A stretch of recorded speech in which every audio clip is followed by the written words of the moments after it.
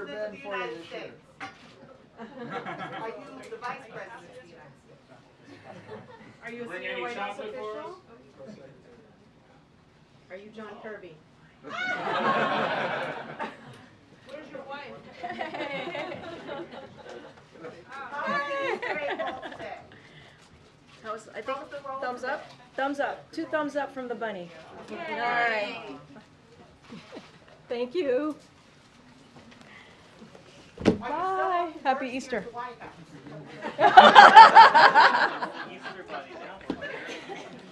Oh, hello, everybody.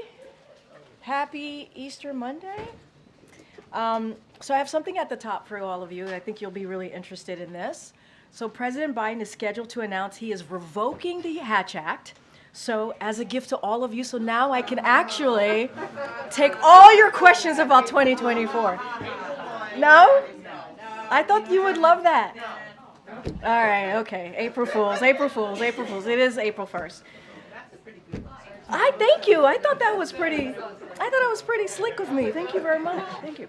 All right. In all seriousness, a couple things at the top. So First Lady Jill Biden, Dr. Biden, a teacher for more than 30 years, is continuing her theme of education. For today's White House Easter egg roll, transforming the South Lawn and Ellipse into a school community full of fun, educational activities for children of all ages to enjoy. In total, approximately 40,000 people will take part in this year's event. 40,000 people. We do want to say a special thank you to the American Egg Board and America's egg farmers for continuing its more than 45-year history of support for the event and for its donation of 64,000 eggs used on the South Lawn and another 64,000 donated to the Capital Area Food Bank to match the eggs used for the roll. And I have some news for you at the top. I know many of you were asking this question over the weekend. President Biden will travel to Baltimore on Friday to visit the collapsed Francis Scott Key Bridge, meet with state and local officials, and get on the ground look at federal response efforts. The president is continuing to lead a whole of government approach to the collapse.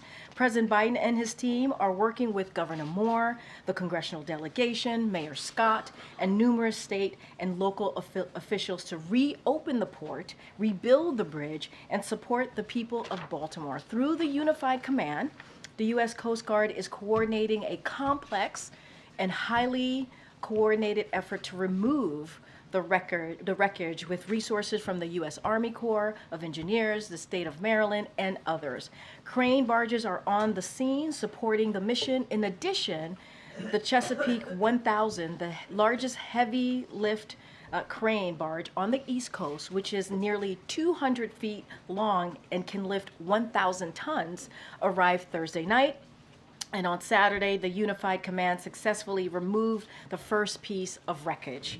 Last week, within hours of receiving the request, the U.S. Department of Transportation announced the immediate availability of $60 million in quick release emergency relief fund for the Maryland Department of Transportation. We're also doing everything that we can to help address economic impacts. On Saturday, the Small Business Administration quickly approved a disaster declaration and will provide low-interest disaster loans to eligible affected businesses. Today, the SBA is launching 2 business recovery centers in Baltimore County.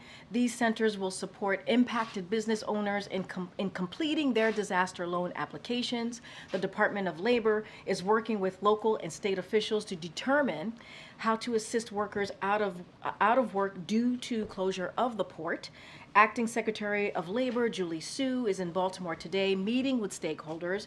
And twice last week, the White House convened a meeting for the Biden-Harris administration Supply Chain Disruptors Task Force to discuss potential impacts on regional and national supply chains. As the president said, within hours of the collapse, this administration will be with the people of Baltimore every step of the way. We are with you, Baltimore, and we will be there until we get this done. Karine, is he viewing air, land, and sea, like flying by we Air will Force have One? more. We will have more information as we get closer to Friday. I think the important thing is the president has said he was going to go as soon as possible. Now he is going to go on Friday. We certainly will have more information to share. I just don't have any details at this time. Okay, Will? Thank you. So the criticism over the Transgender Day of Visibility, the White House said that the president wouldn't abuse his faith for political purposes. Does the president think that's what Republicans are doing on this issue? I mean, look, just a couple of things, and really so surprised by the misinformation that's been out there around this, and I want to be very clear. Every year for the past several years, on March 31st, Transgender Day of Visibility is marked. And as we know, for folks who understand the calendar and how it works, Easter falls on different Sundays, right? Every year. And this year it happened to coincide with Transgender Visibility Day. And so that is the simple fact. That is what has happened. That is where we are. And I do want to say a couple of things because I think it's important here. As you just stated in your questions, what we've been hearing out there, a lot of misinformation done on purpose. And as a Christian who celebrates Easter with family, President Biden stands for bringing people together and upholding the dignity and freedoms of every American. Now, sadly, and it's not surprising, right? It is actually unsurprising that politicians are seeking to divide and weaken our country with cruel, hateful, and dishonest rhetoric. It is dishonest what we have heard the past 24 hours. It is untrue what we heard over the weekend. And, you know, we were at first, want to be very clear, confused on their coverage. We're grateful that Fox agrees with President Biden about the importance of recognizing Trans Day of Visibility. And I'll just quote something that Fox said back in 2021. They tweeted this: Trans Day of Visibility is dedicated to celebrating transgender people. To all the transgender men, women, and non-binary folk, we see you and stand with you. President Biden will never abuse his faith or for political purposes or for profit. That is not what this administration is about. That is not what being a leader is about. And this misinformation out there is it's bad. And it is dividing, it is caused to divide us. And I want to say one more quote. This is what Politico covered every year. And I said this at the top of my answer: Transgender Day of Visibility is on March 31st. This year, March 31st just so happens to be also Easter, the date of which changes every year. That's how I started out, and that's how I end. Thank you. Thanks, Karine. Why are the U.S. and Israelis meeting virtually today instead of having that in-person meeting on Rafah? So, as you know, I can confirm that there is a virtual meeting happening today with both U.S. Israeli officials, to discuss Rafah, the situation in Rafah, and obviously the next steps that we have been hearing that the Israeli government wants to take. This is following the discussions that we all talked about last week with the Israeli Minister of Defense and his delegation. And this conversation today is being led by National Security Advisor Jake Sullivan. Look, I think it's important to note that we were able to reschedule this on Friday, and we wanted to move very quickly on this. And today, the meeting is happening virtually because we understand, and obviously you all understand, how important it is to have this conversation. We've been very clear about our concerns about a military operation into Rafah. We know that there are more than 1 million Palestinians who are in Rafah right now, who moved from the north to go into Rafah. And so we want to make sure if there is going to be a military operation. We also know that there are Hamas operators in Rafah as well. But if they're going to move forward with a military operations, we have to have this conversation. We have to understand how they're going to move forward. And I'll say one more thing. When Jake Sullivan was here at the podium not too long ago, he believed and he said there are alternative ways of doing this, alternative ways of going after Hamas. And so they're going to have the discussion. I think it's important that it happen as quickly as it did, even though it's virtual, and we'll certainly have more to share. Are there still in-person meetings planned, and if so, when this week? We will have more to share on the next steps. We're going to have a readout of this conversation, but I think rescheduled on Friday. Today, Monday, we're having a conversation. We have laid out our concerns about this for some time, and I think it's important that both sides are having this discussion. And just lastly, Speaker Johnson said there would be a vote on Ukraine soon when the House comes back from recess, but he said it would include some innovations like making some portion of it a loan. If that's the only way to get Ukraine aid passed, would the president sign that kind of bill? I'm not going to get into hypotheticals here. We've been very clear. We believe that the Speaker were to put the National Security Supplemental on the floor. Obviously, it includes Ukraine, humanitarian aid, Israel, and the Indo-Pacific. We believe, and it is fact, that it would get majority bipartisan support on the floor in the House. We saw 70 to 29. It passed out of the Senate. Bipartisan support, overwhelming bipartisan support. We believe it would get overwhelming bipartisan support if he would put it on the floor. That's all he needs to do.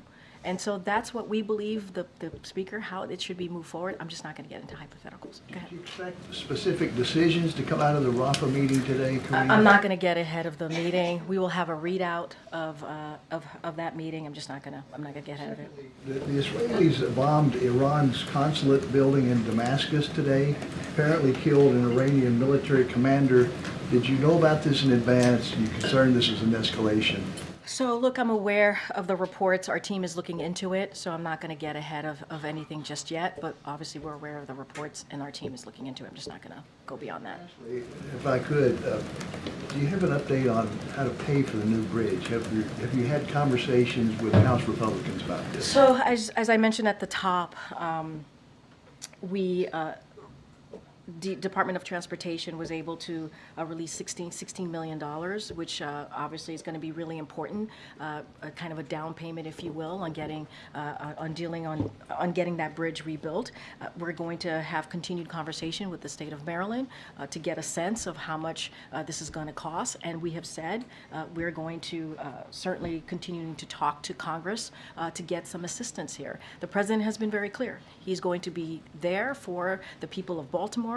This is a whole of government approach, and we are going to do everything that we can to make sure that that bridge gets back up.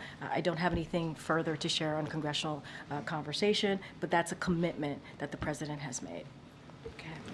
Thanks, Karine. 60 Minutes reported last night on a connection between anomalous health incidents and a unit of the Russian military intelligence service. What's the White House reaction to that report? So I'm going to be really careful here.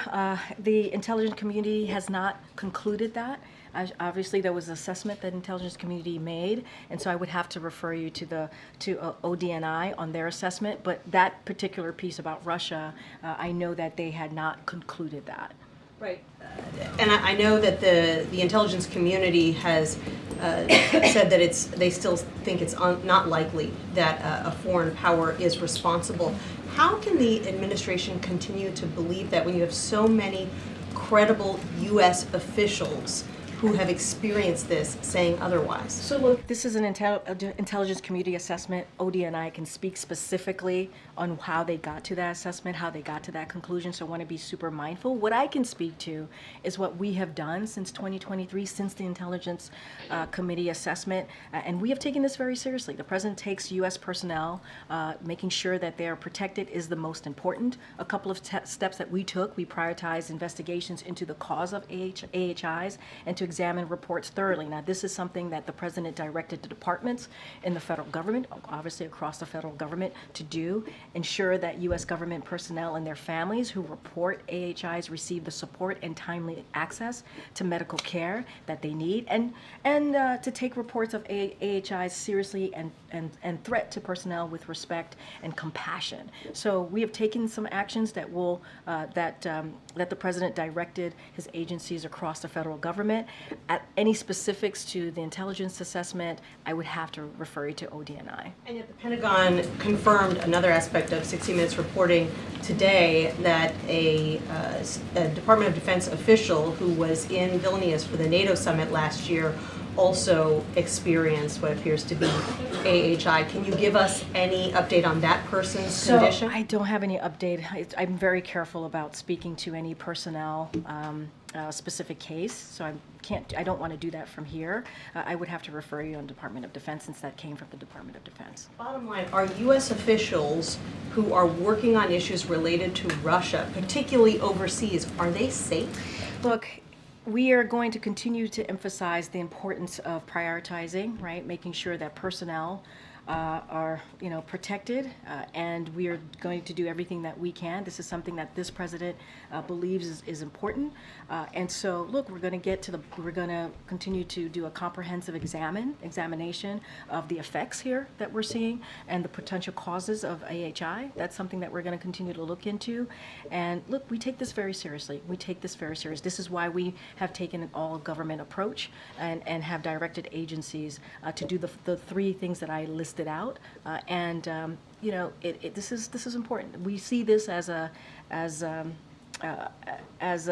important issue that we want to certainly prioritize, and that's what we have been doing since 2023. Thank you. Is the president hosting an IFTAR dinner tomorrow? So I don't have anything to confirm here. As you know, very early on this month, we put out a statement marking the first day of Ramadan. This is March. Obviously, we did that. The president wishes all who observe Ramadan a safe, healthy, and blessed month. In his statement, he spoke to the appalling resurgence of hate and violence towards Muslim Americans. He also spoke to the need to secure a ceasefire as part of a hostage deal in our efforts to significantly increase humanitarian aid into Gaza. And that's something that you've heard us talk about. You've heard us actually take actions in the past couple of weeks, whether it's the pier, whether it's the plane drop, and working with Israel, obviously, to get increase the humanitarian aid. And so we're going to continue to do that. I don't have anything to share with you at this moment. IFTAR dinner, would you announce that in advance the way you do for Hanukkah gatherings or I other just don't kinds of have gatherings? anything to share on an upcoming event at this time. I just don't have anything to share. On LNG and Ukraine aid, can you say, is the president open to suspending the pause on the administration's pause on new LNG approvals in exchange for Ukraine aid? So as we said repeatedly, the House needs to pass the bipartisan national security supplemental. I've been saying that. It was the first thing I said when I came to the podium. One of the first things. And we want to see that as soon as possible. We know it would get bipartisan support overwhelmingly if it were to go to the floor in the House. That's what we want to see. As I stated, it's already passed the Senate, 70-29. So it's important to move forward. And we've also talked about, Jake Sullivan has talked about, my National Security Council colleague has talked about this as well, is that Ukraine can't afford any more delays. We have seen what's been happening the past several weeks, the past several months in Ukraine. They are losing ground on the battlefield. So are you saying it's still on the table? Well, what I'm saying is that we have to pass the bipartisan national security supplemental. That's what we want to see. If we want to, Is willing to make that exchange? This is where we are at this moment in time. We want to make sure that national security supplemental is moved forward. It could get bipartisan support. We know it will. We know it would get overwhelming support if they put it on the floor, right? And Congress's inaction has led to Ukraine losing footing in the battlefield. That's what we've seen. That's what we've seen. And so Congress needs to act. It is in order to actually deal with this, in order to give Ukrainians what they need, the brave Ukrainians on the ground what they need. I'm just not going to negotiate from the podium. That's what we've always been very clear from here. I'm not going to get into hypotheticals. We know what needs to be done, and what needs to be done is to put that national security supplemental passed out of the Senate in a bipartisan fashion, 70-29. We believe it can get passed overwhelmingly in a bipartisan fashion in the House. I just want to be mindful and not get into hypotheticals from here. On the reporting about the health incidents, because a lot of these concerns and incidents are happening on the president's and vice president's trip, do you know if the president or vice president have met with anyone who's been impacted by any of these health concerns? It's a good question. Don't have any readout or any conversations to say or to speak to at this time. And then these officials are saying they're speaking out because they don't agree with the ODNI assessment. Is the president going to, implore Director Haynes to look at these claims more closely? I mean, there was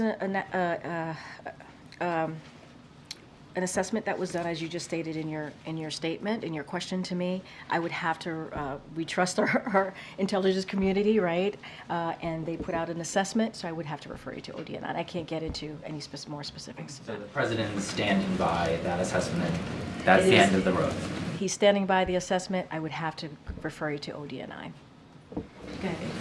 Karine, I have two different subjects related to this one topic.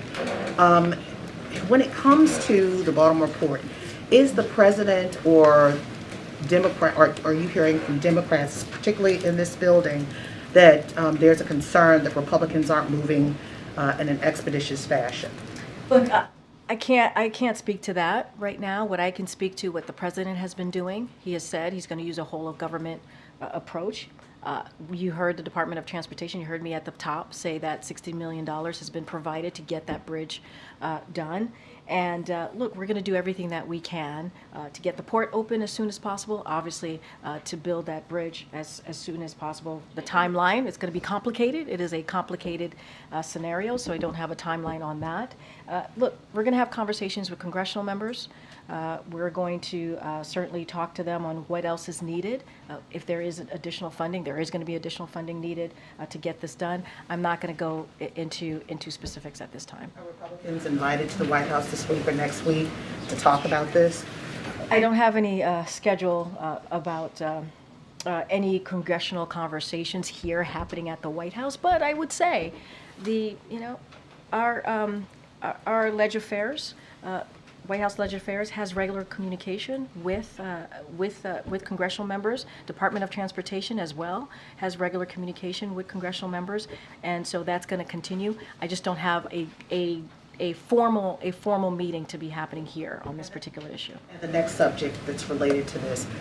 After all of us, the world, watched how that cargo ship, that multi-hundred-ton barge, ran into the pillar, is there a concern about assessing bridges that deal with these kind of things around the nation? Has there been talk about that? Because this was, yes, it was catastrophic, but this government seems to be very reactionary. When something happens, it jumps on to try to fix it. Which I think is a good thing. I think when something happens, the fact that this administration jumps on top of it and tries to make sure that we don't forget the communities, we assist, and we get communities put back together, right? The bridge is something that the people of Baltimore are feeling very acutely. And so we're going to certainly do everything that we can to get that bridge back up and to get the port open. Look, but as you're asking me about bridges and certainly infrastructure, no, but that's why the bipartisan infrastructure legislation was so important. Let's not forget that infrastructure law is now going to really deal with infrastructure in a generation. It is something that is an investment in our infrastructure, not just bridges. We're talking about tunnels, we're talking about roads, right? We're talking about broadband, right? These are incredibly important, and creating jobs, creating good paying union jobs. And so that is what the president has said he was going to do. The last administration turned it into a joke. It was infrastructure week every week, and he did absolutely nothing. And so this administration was able to get a bipartisan infrastructure law done. And so we are proud to have been able to do that. Obviously, it's going to speak to the bridges. It's going to speak to to roads and tunnels. And I think that's important that that was able to get done within the president's first term. Thank you, Karine. International doctors has been describing horrific scene at the Shifa hospital where 300 bodies were found. Some were tied up and executed, including doctors, women, and children. Is the White House calling for an independent investigation? And second, do you believe that Israel is in violation of international law? And just on another topic, the Israeli Knesset, the parliament, just passed a law banning international media from working in Israel. You always call Israel as an ally that you share value with. Is this a value that you share with? So you asked me two very important questions, and I want to get to them. So as it relates to, and I think you're speaking specifically, at least the reports that we've seen is about Al Jazeera specifically, but it doesn't matter, whichever, right, journalist more broadly. But to those particular report, we've seen the reports, and certainly I'm going to refer to Israel for what they may or may not be considering. But if it is true, a move like this is concerning. we believe in the freedom of the press. It is critical. It is critically important, and the United States supports the critically important work journalists around the world do. And that includes those who are reporting in the conflict in Gaza. So we believe that work is important, the freedom of the press is important, and if those reports are true, it is concerning to us. And to your first question, so look, Hamas should not be operating out of hospitals. We have said that. We've said that over and over again. And putting civilians at risk. That's what we're seeing. And we are concerned by how Hamas appears. They appear to have been able to reconstitute in a hospital so quickly. So we've always also made clear that we continue to support Israel's right to defend itself. But as we've also said, we do not want firefights in a hospital where innocent people, helpless people seeking medical care are caught in a crossfire. We don't want to see that. We have urged Israel to take every step to avoid civilian casualties, and this just points to how challenging Israel's military operation is because Hamas has intentionally embedded themselves into civilian infrastructure, into these hospitals. And so we've been very clear as it relates to the footage, as it relates to the photos and reportings. We have not verified that footage. We're reaching out to the Israeli government to get more information. But obviously, if these reports are true, that is indeed deeply concerning. The difference between the civilized world and uncivilized world is sticking to international law at the time of war.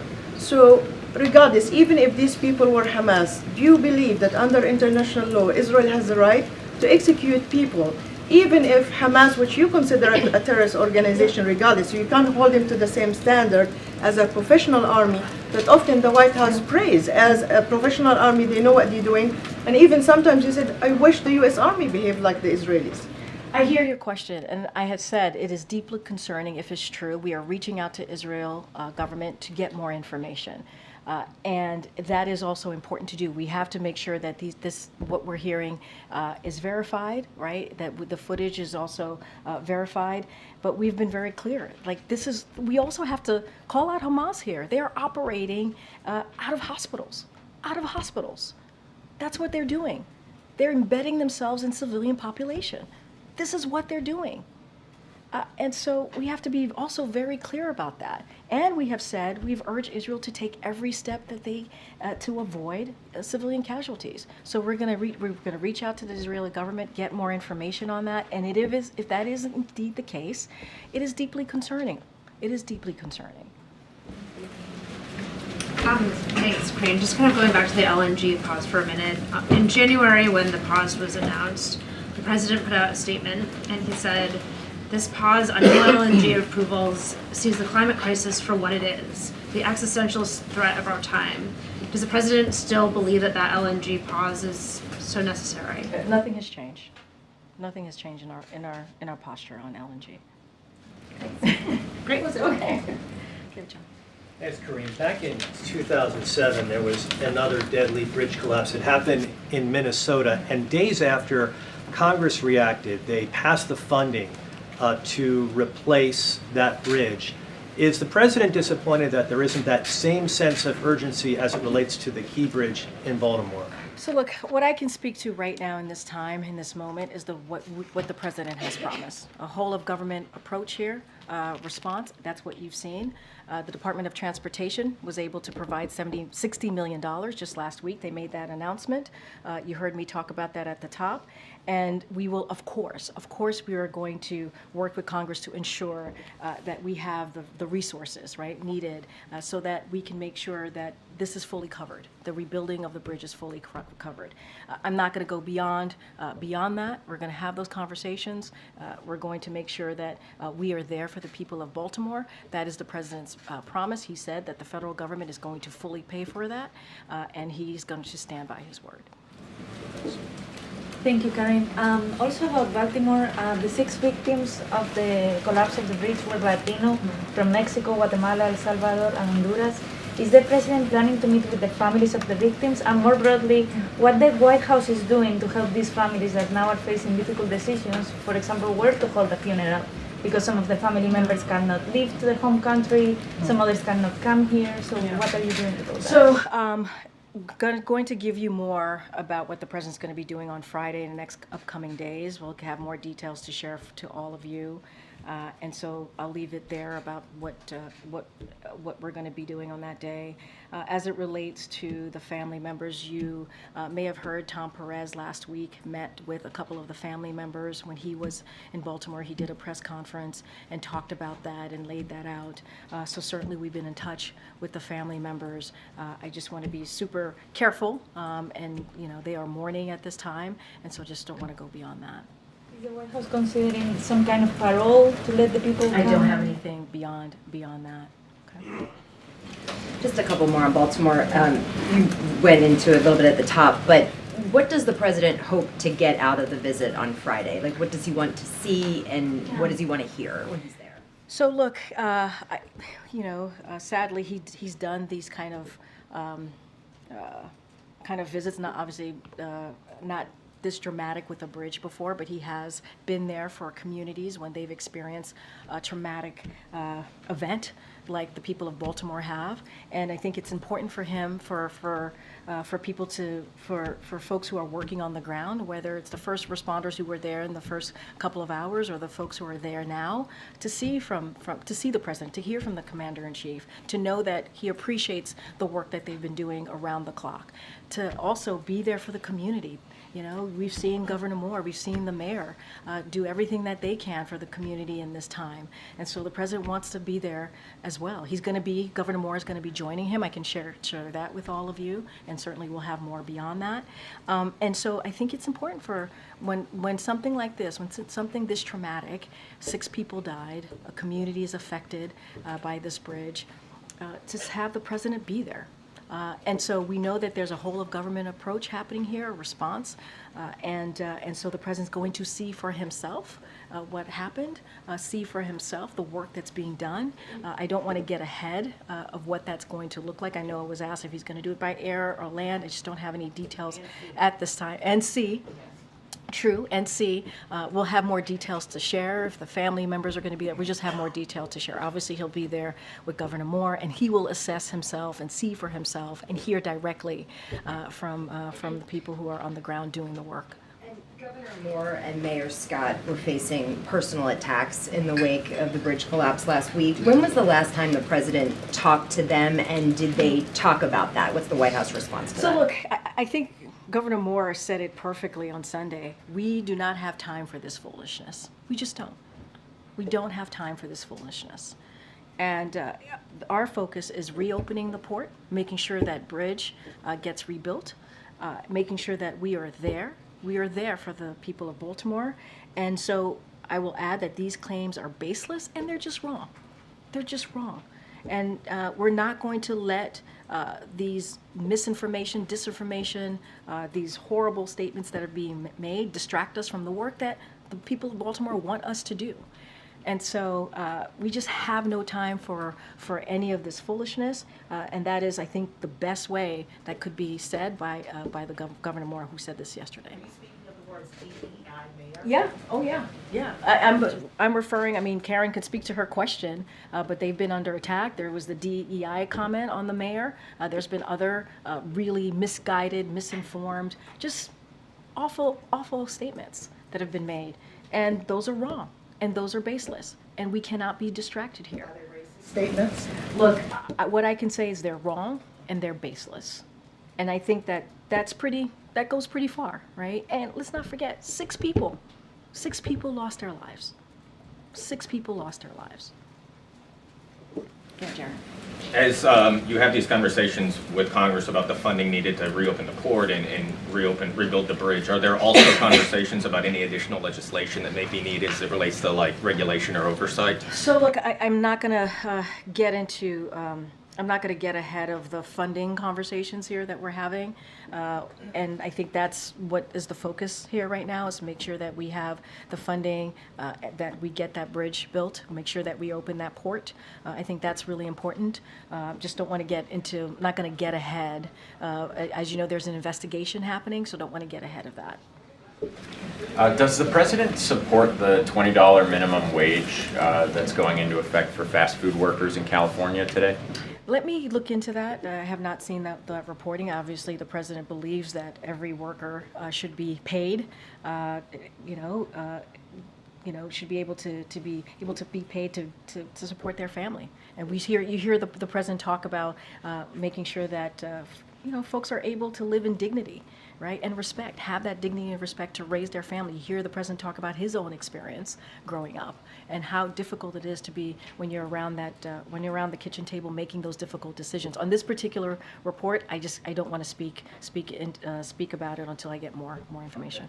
But going back to the LNG export ban, the Energy Secretary has said that that's a temporary pause.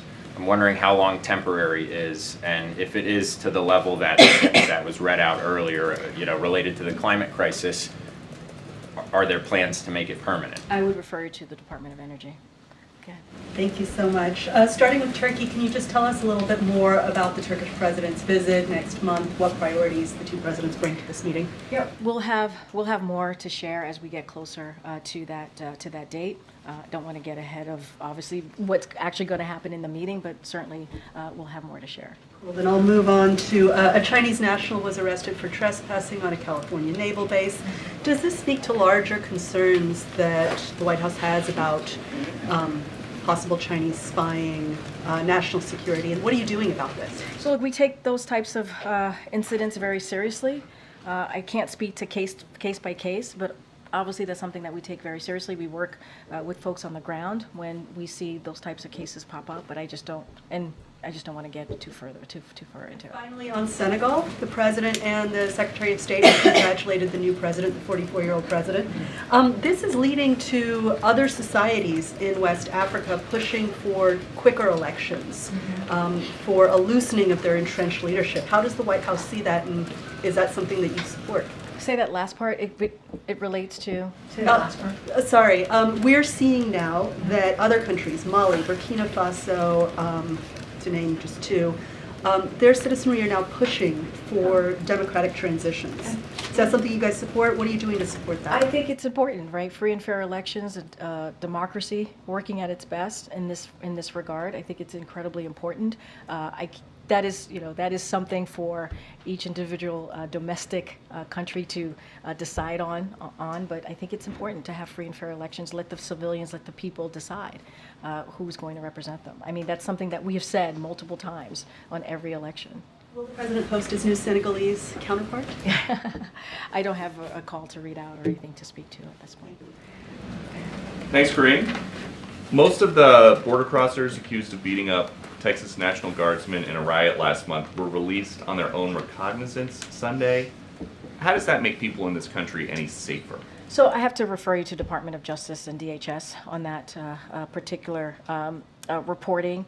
I will say this, as the event unfolded, the Border Patrol was able to act quickly and get the situation under control and apprehend the migrants.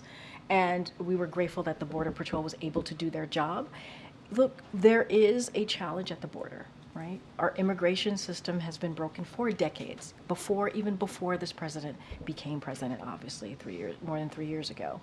And this president, a couple months ago, worked with the Senate in a bipartisan fashion to get a negotiation done, right? And what we saw is from the last president, President Trump, told Republicans in Congress not to move forward with this negotiation, this agreed plan, this agreed proposal, because it would help Joe Biden. That's what was reported by some of you. And we can actually deal with this. We can actually deal with what we're seeing. And because they didn't move forward, right, because they didn't move forward with this proposal, because of the last president, and because they put politics ahead of the American people, we are seeing chaos. And so we want to get this done.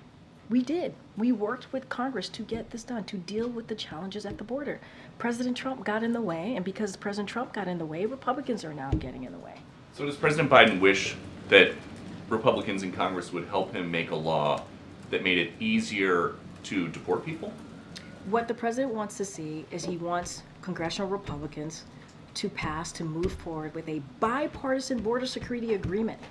A bipartisan border security agreement that was supported by the Border Patrol Union, U.S. Chamber of Commerce, something that we don't see nowadays. And we were able to get that done. What the president wants to see is that being passed. He wants congressional Republicans to not put politics first, to put majority of Americans want us to deal with this issue. That's what the president wants to see. Totally different topic.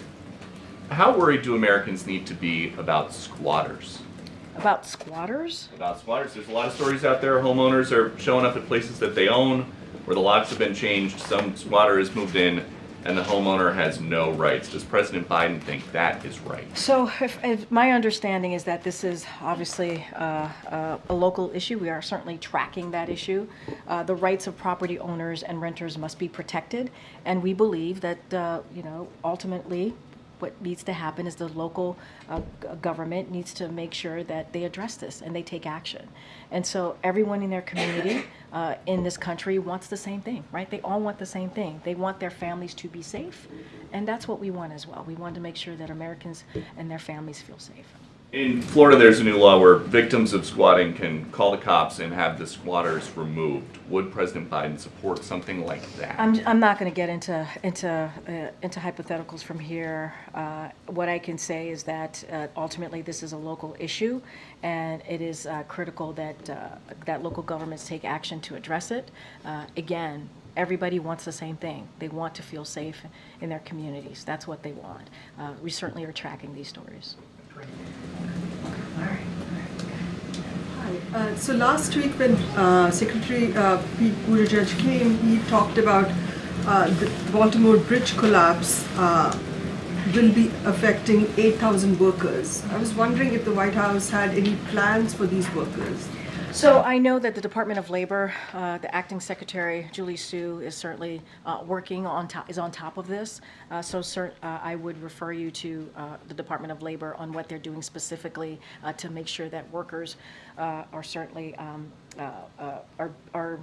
their needs are being addressed. But want to be really clear, we're taking all of this seriously, right? We're taking this is a whole of government approach, and so Department of Labor has had meetings with stakeholders, as I said at the top, and looking into this and trying to figure out how we can be helpful here.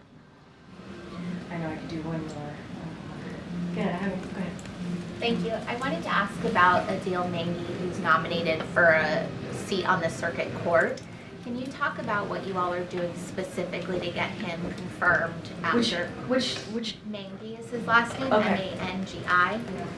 There were 3 Democratic senators now who have said they won't vote for his confirmation. Are you all doing anything specific to change their minds? So, look, we, I don't want to speak specifically to members, but I have said this many times before. The president was very proud to nominate Adil Mengi, whose extraordinary qualifications and integrity are gaining him new backing each day, as well as retired Circuit Judge Timothy Lewis, who was appointed by President George H.W. Bush. That's somebody who has supported it. He is now being backed by nearly a dozen law enforcement organizers, as well as former New Jersey attorney generals, and former U.S. attorneys who served under Republican and Democratic governors and presidents. He's also backed by the AFL-CIO. We are doing everything that we can to make sure that he gets through. This Senate should side with qualities that make America exceptional, which Mr. Mengi embodies, not the hateful forces that we're seeing trying to force America into the past. And so we're going to continue our office here. The president's going to continue to do everything that we can to get him through. We believe he's extraordinarily qualified for this position. The president is proud to have nominated him, and we're going to continue to do the work. Okay, Brian, you're the last one. Thanks a lot. On the Key Bridge in Baltimore, the Key Bridge collapse, and the impact that it's had on the Baltimore port, does President Biden want Americans to be prepared for any supply chain problems?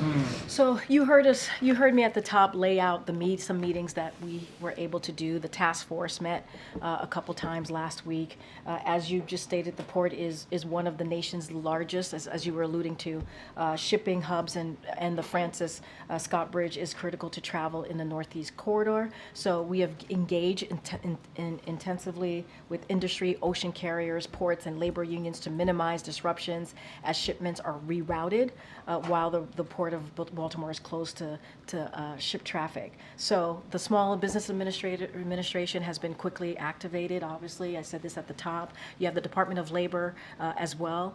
This is a whole of government approach. The Department of Transportation, we had the U.S. Coast Guard admiral here that was able to, who's running that effort, obviously, to deal with the cleanup and what we're seeing there in Baltimore. And so we are going to be there for the people of Baltimore. That is what the president has said. We're going to be there every step of the way. You're going to see the president on Friday.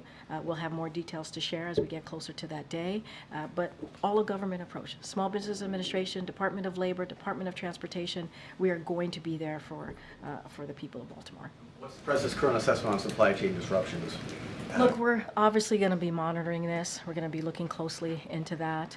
And that's why we have activated, the president has made sure that we're doing this in a strategic way, in a smart way, and dealing with all the stakeholders that's going to be affected by this. All right. Thanks, everybody. I'll see you tomorrow.